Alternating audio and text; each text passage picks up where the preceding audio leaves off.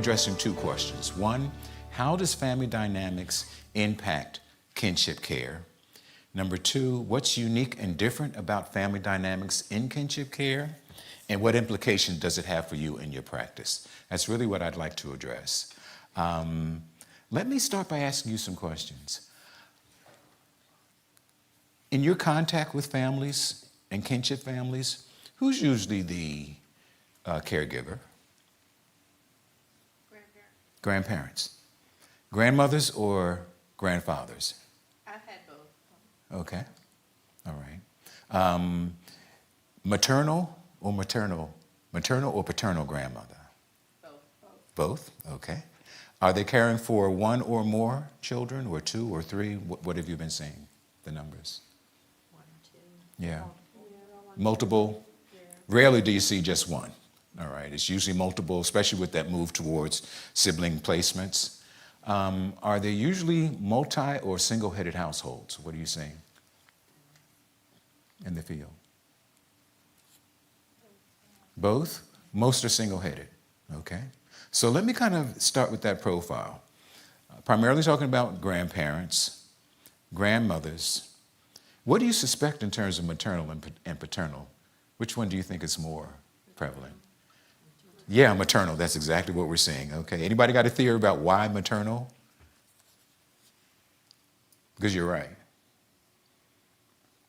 From what we're seeing, I think a lot of it has to do with who the child is living with at the time of the removal. And usually the child is living with, guess who? Mom, exactly. And it's usually because that child is living with mom, it's that maternal side of the family that becomes more involved. So it's grandparents, grandmothers, maternal grandmothers. They're usually single-headed households and usually caring for two or more children. So this is a genogram of what we just described, okay? Grandparent, aunts, uncle, birth parent, they're what to each other? Siblings. The children at the bottom, the IC is the identified child going into placement, and their relationship to each other is what? Cousins. Gotcha. Okay. Here's my question to you. When that child is moved into the care of the grandparent, and I'll be more specific, if the grandparent is asked to raise that child as if it was their birth child, where does that child's position shift in that genogram? Up, down, over, up. Okay. All right. Tell me when to stop. Okay. All right. That's the first stop. Okay. Okay. Why is it appropriate for that child to be listed with aunts, uncles, and birth parents? Better yet, what does that child share in common with aunts, uncles, and birth parents? Yep, grandmom, that's who they have in common, right? Grandmom is the one that has raised them all. So that's what they share in common, which is why it's appropriate for that child to be on that level. What would you say to your mother about raising that grandchild? I think some people have the idea it's not your responsibility. You raised your children. It's not your responsibility. You've raised your children. What else might you say to your mom?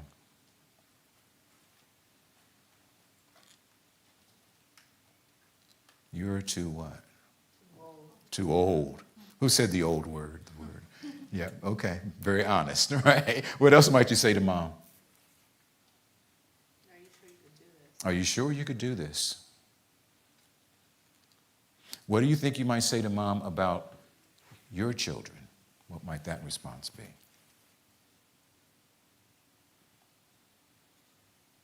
You're taking time away from them.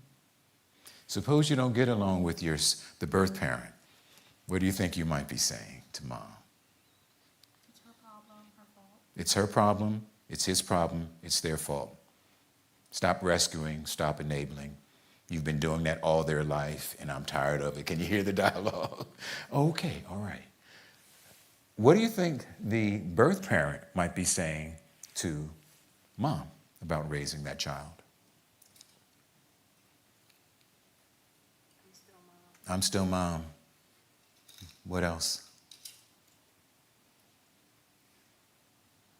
I'm still in charge. Anything else? This is your fault. This is your fault. You should be doing this. Okay. Now, these answers that we're kind of coming up with, they sound kind of skewed towards the negative.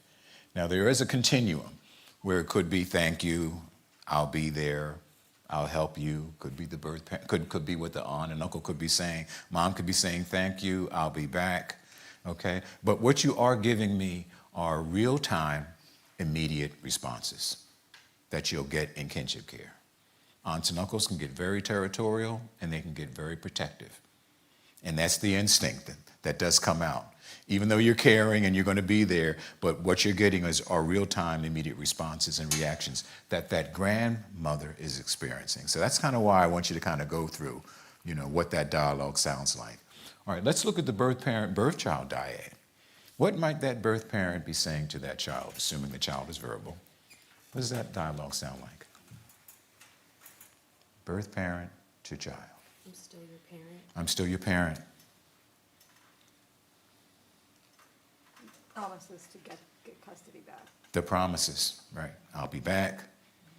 We'll be together again. What else?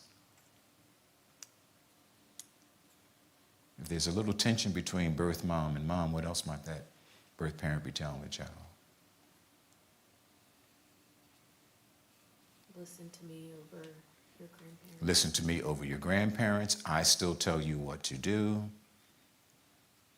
Don't tell them my business. That information is ours. I didn't want you to go. Grandmom took you. So I'm sorry. Okay, so you could be having that dialogue. Reverse the dialogue now. What might the child be saying to the birth parent about living with grandma? Why? That's a big one. Why? What else?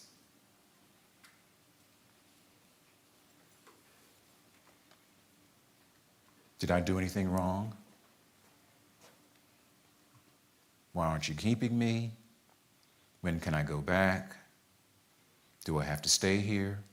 Or we could have the other continuum of responses, which might be, I don't want to go back.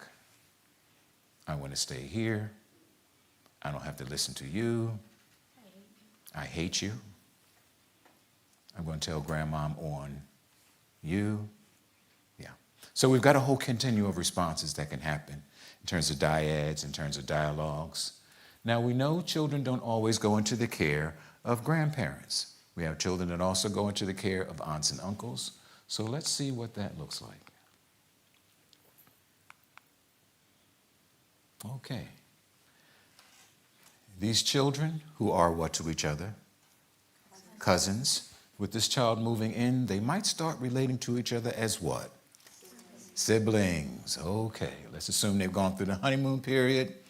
Glad you're here. What's mine is yours. We're going to have fun together. It's great having you. And now they're acting like siblings. So, what might the child be saying to the IC that's moved in now that they are interacting as siblings? This is my mom. This is my mom. I don't want you here. I don't want you here. These are my things. These are my things, not yours. When are you leaving? Why doesn't your mom want you to come home? Why doesn't your dad want you to come home? I can see why they don't want you to come home. I can see why they're not coming to get you. Siblings can be vicious now, you know how we can be with each other. So we may have that kind of dialogue going on. What might the child be saying to their mom, the aunt, about that child moving in with them? Why'd you take her? Why'd you take her? I don't get enough of your time. I don't get enough of your time anymore. You're letting her get away with things that you didn't let me. It's not fair.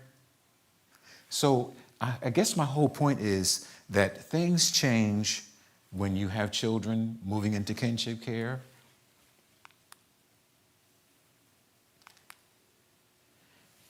And this is what happens in kinship care.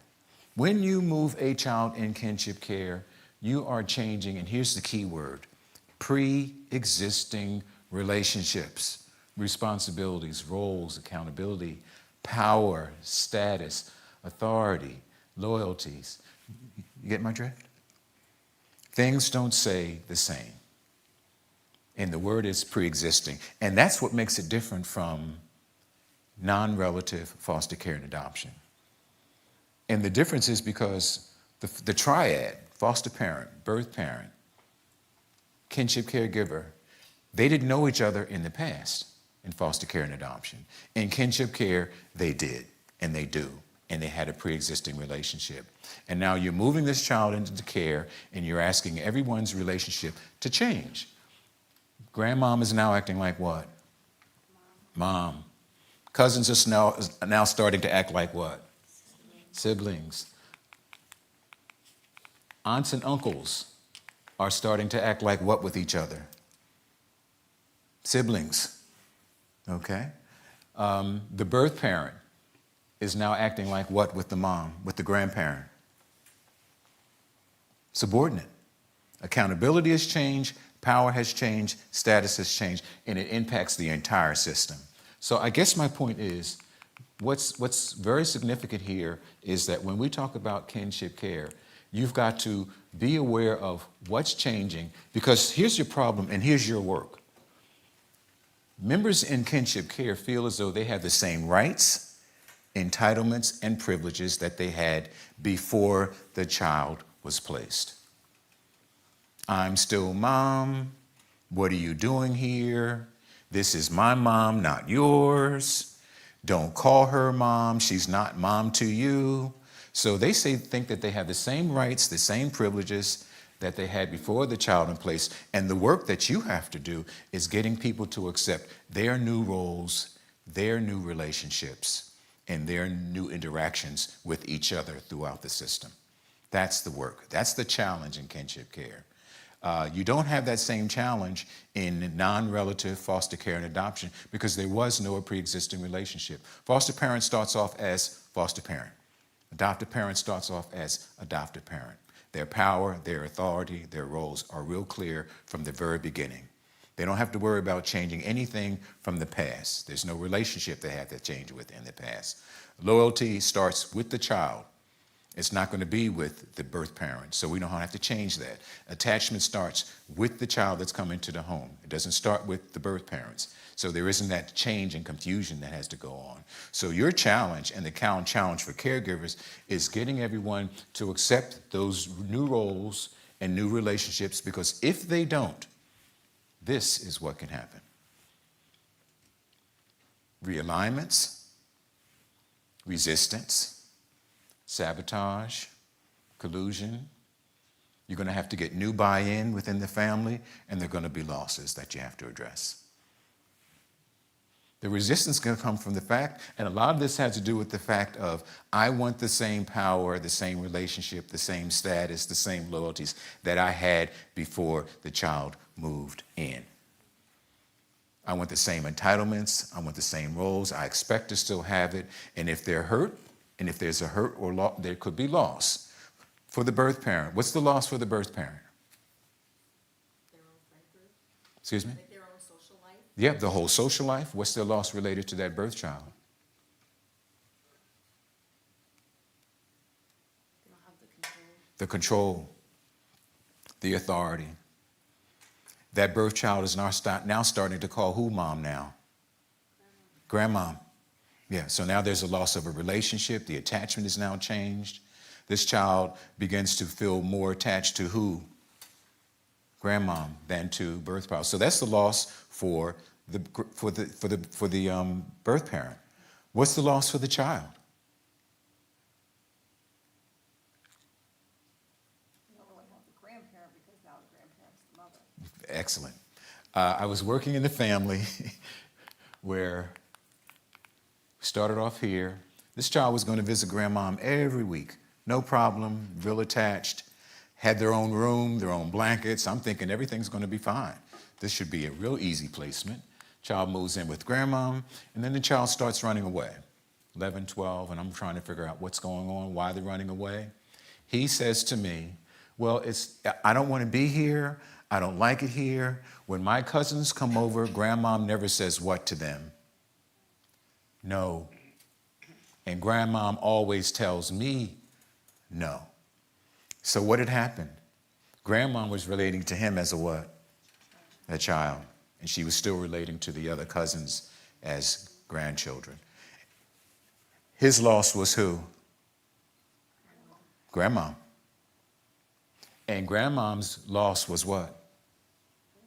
The grandchild. She could no longer spoil, she could no longer, play because she had to now be the disciplinarian. So when we talk about losses, the losses can occur throughout the whole system. In fact, the cousins that I was working with the family, they felt as though it was unfair for that child to be there because they felt as though it wasn't fair because being with grandmom is like Christmas every day of the year. So that was their loss. The fact that, oh, wow, he's getting more attention from grandma than we are. So everybody, just from that one move, is going to have all those feelings, and it's going to impact everyone. I even had aunts and uncles that were concerned about issues like, you're letting them get away with things that you didn't let me. So these are adults, but they're starting to get into the rivalry. So it's almost like a rippling effect. So your job is going to be making sure that this is your checklist. First of all, if nothing else, if you get nothing else out of this presentation, when you place and move a child, or when you're working with the family and you hear kin, do a mental genogram, please, in terms of where this child moved in the family. You do it instinctively, all right, but just make it a very conscious move this time. Do a mental genogram of this child and of that family and look at where this child moved from and where this child now lives with. And then you can do a genogram that looks at what has changed, what are the relationships. The other thing that you can do with that genogram will also tell you where you can expect resistance, where the sabotage might be coming from, where the collusion might be coming from, who's experiencing what loss in the family. So if nothing else, I'd like you to be able to take this, develop your own genograms for each of your families. I know you don't need another piece of paper, all right, another form to fill out. So, but if you mentally can do that, it can kind of be, this becomes your checklist. Oh, is kinship care new? No. Is it specific to any race or culture? No. When parents aren't available to take care of their children, family members step up. And that happens in any race, any culture, socioeconomic level. So it's not a new concept, and these things can happen in any family, but this becomes your checklist so that you can look at where families get stuck, so that you'll know how to help them, what kind of support they'll need to do to deal with these kinds of effects in the family, and to negotiate those roles. That's your checklist. How's the family doing as far as dealing with changes in responsibility? Because the accountability now changes. Grandmom was accountable to the birth parent, and now that the child is living with her, she has more power and more status than the birth parent does now. So how are people feeling about that? Is that birth parent going to sabotage it? Is there going to be resistance? Because when they're saying things like, don't listen to grandmom, and I'm still mom, and you're hearing those kinds of phrases, that's a red flag. Oh, okay, we may have a sabotage situation going on here. And when they're saying to the child, don't listen to grandmom, only listen to me, we may have a collusion going on within that family. When we're talking about, I'm still mom, I'm going to get you back, what's happening with the status? Maybe we have a status issue. Now, most families can work through these issues, okay? But if they can't, this becomes your checklist in terms of where they need help, how do I need to get them help? And I don't mean to turn you into a therapist, okay? But it's the kind of thing where you just want to know if you can't do it, that you have to find a resource that's going to help them deal with these family dynamics and these relationships, okay? Now, there's another genogram that I want you to take a look at, which is this one. The one that I just showed you was a biological. If you have a foster parent, adoptive parent, step parent, family friend who has a pre-existing relationship with that birth parent, and if that birth parent's child goes into the care of a foster, adoptive, or family friend, please treat that family as if it's a kinship family. Does that make sense? Because the key word is pre-existing. There was a pre-existing relationship. And now power has to change, loyalties have to change, accountability has to change. I see your heads nodding, so you get it, right? So when you do an interview and you're finding out during that interview that this is a family, that this caregiver, be it step-parent, foster family, friend of the family, had a pre-existing relationship, and by that I'm talking about knew the birth parent. Then, and now they're taking care of that child, those dynamics that we talked about can also be occurring there as well. So think kin. Because when we first started in kin, we were thinking biological. I think you've got to go past biological now. And we've got to start thinking non-biological as well. Because they're going to have a pre-existing relationship. In fact, what I've seen happen is that sometimes they'll have that pre-existing relationship and they'll end up feeling conflicted when the child moves into their care. There's one more diagram that I would like you to take a look at, and it's this one. When that caregiver has to place the needs of the children over that of the birth parent, it can cause a loyalty issue. That's another shift that you need to be aware of. When you start having families that have to do criminal background checks, you have families that have to do child abuse reports. When they have to be supervised, all of a sudden, who supervises the children? In order to see the children, you have to have background checks. Because of your background check, you may have to leave the caregiver's home. They can no longer have contact with the children without supervision. You're now placing the needs of the children over other family members. Caregivers have to deal with that. So if you're involved in anything that has to do with criminal background checks, who's going to visit, who can stay, who can't stay, and all of a sudden all those things change in the family, please be aware of another dynamic which has to do with loyalty, because the loyalties can shift and family members can have feelings about that, okay? So I guess in summary, when you place children in kinship care, you're changing family dynamics and roles. It's that pre-existing relationship that is causing the changes and those shifts, and your job is going to be being able to make sure that the family and family members are comfortable with the changes in roles and relationships. Okay, well, thank you very much.